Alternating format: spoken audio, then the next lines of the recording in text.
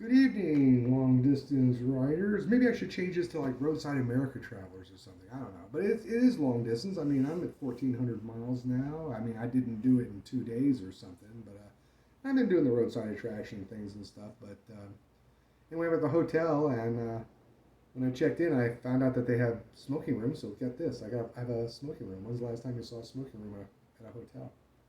I had one back in the day. It was a microtel. It's like the whole second floor was dedicated to smoking. But hey, go figure. I thought these things were extinct, but hell yeah, I got my smoking room and I got on the first floor, so I didn't. They don't have an elevator, so I didn't have to hump myself up 2 flights of stairs either. So anyway, I got on the road this morning early. Broke my record. I was on the road by 8-ish because I couldn't get out of that hotel fast enough. It was horrible. And as I was going up the road, it was like about 9 o'clock. I saw a sign. There was a Harley Davidson dealership, so I pulled over. They didn't open until 10. I ended up shooting the breeze with the staff that were showing up. They let me come inside and have a cup of coffee. There was two guys from Georgia that were heading to Washington State. The one guy was riding a Softail with apes on it, and he had some sort of rear axle problem, so they were taking him, trying to get him back on the road. Good for Harley. They do that for travelers. Bought a shot glass from him, $12. Hit the road again, and I really want. It was getting really hot, so I wanted to go to the hotel, and it was like 10 miles past Marshall, where my roadside attractions were. So I went there and I offloaded my stuff, got my smoking room, and then turned around and came back because the museum closed at 4, and by that time it was like 2. So I went to the museum. It was really interested. It was two guys pooled all their money, built this motor car business that segued into a airplane building business, and it's kind of interesting. They got some of the older planes in there, but the factory stuff. I posted some pictures on it. So I ended up buying a shot glass from their gift store, and it was $5, but it was a $10 admission fee. There's no senior discount, no AARP, no AAA thing either. So that shot glass ended up costing me $15, which was more than the Harley Davidson dealership. Isn't that funny? I think it is. So I left there and I went more into the downtown area where the other two attractions are, and I just happened to hit where the middle school was letting out, which was right there on the main road. I was 2 cars back from the buses. They were coming in from 2 different directions from the cross street there, and I don't even know why the crossing guard was coming out to stop traffic because we weren't moving at all anyway because the buses were all coming in and stuff. And then all the kids on both sides of the street and people in cars and stuff are all staring at me because who is this guy with a high vis jacket, mesh jacket, and a full face helmet? Because I guess you don't have to wear a helmet in Missouri, but anyway, I definitely did not look like I belonged there. So I finally got past all that. I got down in downtown. The courthouse is on a circular roundabout thing. Parked the car. Jim the Wonder Dog has his own museum there and a memorial garden, which is very pretty. He's got a bronze thing of the dog, a little plaque of him. As you walk around, it's got a story. There's a waterfall, gurgling brook, a lot of flowering plants. Really nice. And then I went to the courthouse where the statue of John Marshall is supposed to be. He was the Supreme Court Justice, 1801, 1835, longest serving, so it says. I don't know. Roadside Attraction says there's a lump down here. It looks like a cod piece or something. But I got up close and took a look. Not like I'm looking at his junk or anything, but I took a look, and it's actually his hands are clasped because it's really kind of a rough clay-looking statue.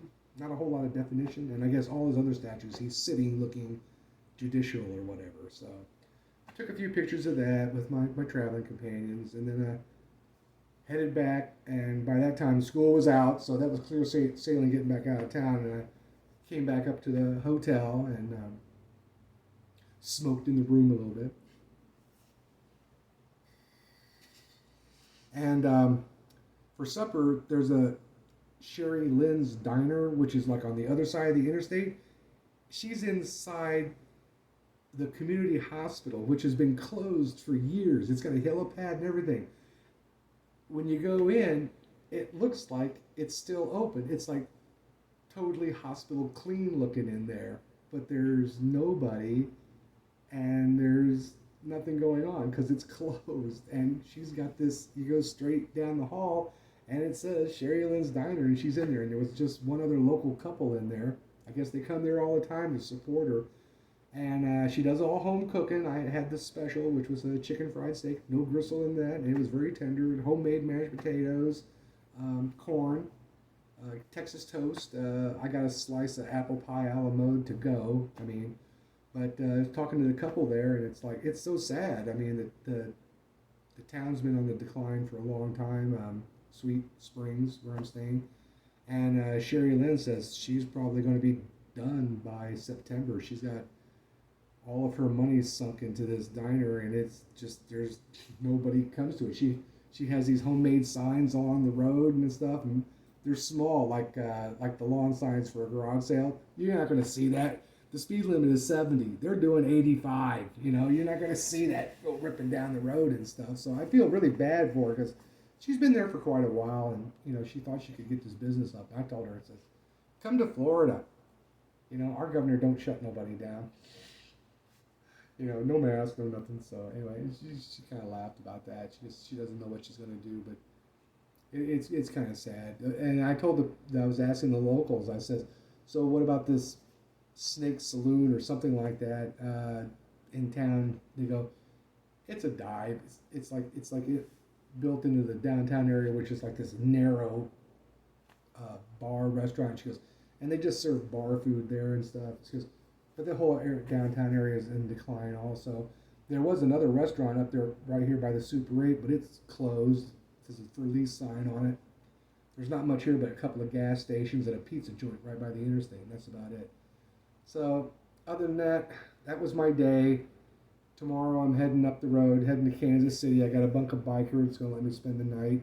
I don't know if I'm going to do anything in Kansas City because most of the stuff is all in the downtown. I hate wrestling around the bike and stop and go downtown traffic. Plus, I ain't paying $2 to park just to go run up and take a picture of a roadside attraction. I mean, I like doing them, but I ain't married to it that hard. And then I'm getting really close to Fort Riley and Junction City. I actually do have one more bunk of biker in Manhattan, which is just on the outside of it.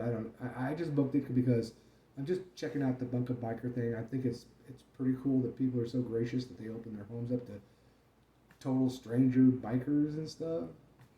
So it's like I may be getting my laundry done in Kansas City, but I got two nights in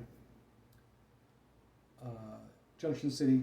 I don't know if I'm going to do 2 days on Fort Riley because they only hand out daily passes. I didn't do one in advance because it wants to know what day you're going to be here, and I just didn't know what day I was going to be here, so I'm going to have to go through the whole security check vetting process when I get there, and then see what they say, you know. So maybe I can see it all in one day. I mean, there's a whole bunch of historic stuff there for First Division and stuff. And Dad, you know, we lived on base. I think like maybe close to 3 years, and Becky or Tara was born there. So that's kind of the thing. I don't know if the base hospital is still there or not. So as I knew it, because I mean 1960 now. So anyway, that's been my day. It's actually been a pretty good day. I'll take some of the downsized challenges that I've had getting to this point is almost canceled out because I got a smoking room. No, not really. So, some of that early part of my trip was pretty challenging, I can tell you. So anyway, on that note, I'm going to say God bless, good night, and Roadhog will talk to you tomorrow. Good night.